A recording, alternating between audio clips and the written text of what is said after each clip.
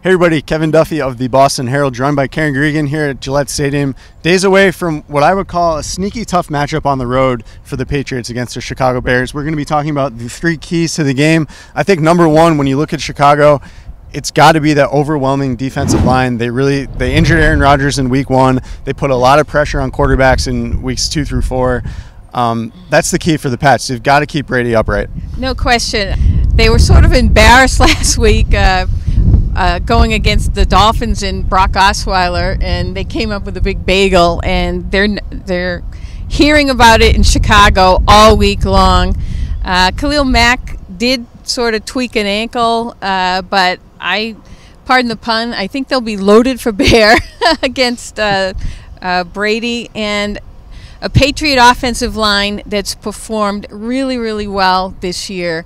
Brady's only gone down, I believe, 8 times this year, which is among the best in terms of quarterback sacks.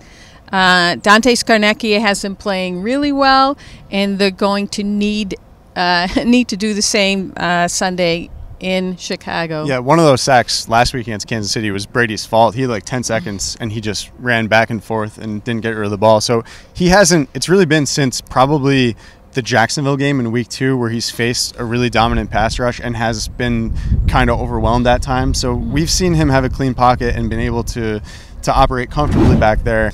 Second key, I would say, getting off to a decent start on the road. Major issue in weeks 2 and 3. Jacksonville scored 2 touchdowns on their first 2 possessions. Detroit scored, I believe, on its first 3 possessions. So those teams not only put up points, but they also kind of drained the clock, kept Brady on the sideline through the whole game off rhythm. So the Patriots need to get off to, I'm not saying they have to go up 17-0 in the first quarter, but they have to avoid falling down like they did against the Jaguars and Lions. Yeah, for whatever reason, I mean, last year the Patriots were a terrific road team, and this year it's like it's taken them in both of those road games like a half to kind of wake up and get into the game.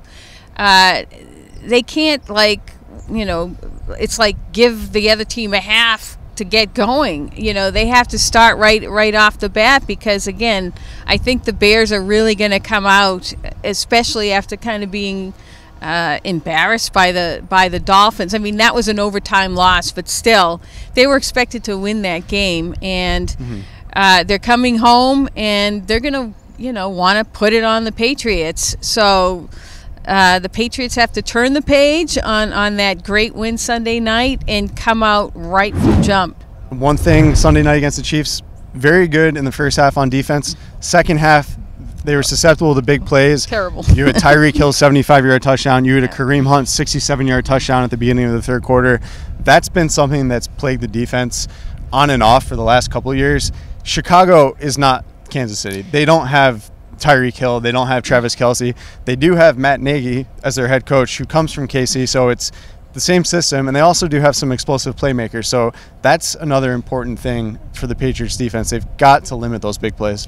Yeah, and again, the big plays just keep showing up, and the defense keeps talking about, we're going to cut them down, we're going to eliminate them, and yet they played so well in that first half, and then the very first series in the second half, boom, 75 yards, there goes Tyreek Hill. But that guy's so fast and so dynamic with the ball in his hands. There's sometimes, no matter what scheme you're playing, right, there's not much you're going to be able to do against them. To me, it becomes more concerning if you're giving up similar plays against a team like the Bears, which, not to discredit any of their skill players, but they're just not nearly the same level as Kansas City. So that's why I think this is a test, because if you go out and you give up 70-yard TDs in this game, then I think we've got a problem. If not, I kind of chalk up the struggles last week to, you went against Kansas City. They're the best offense in the league. Right. So, we'll keep an eye on it, and if they can kind of contain their skill players or do a better job of it, if we're not coming away with 30 and 40-yard plays, 75-yard plays, then maybe the defense is on to something. Yep. You can find all our coverage of Patriots Bears on bostonherald.com. Thanks for watching.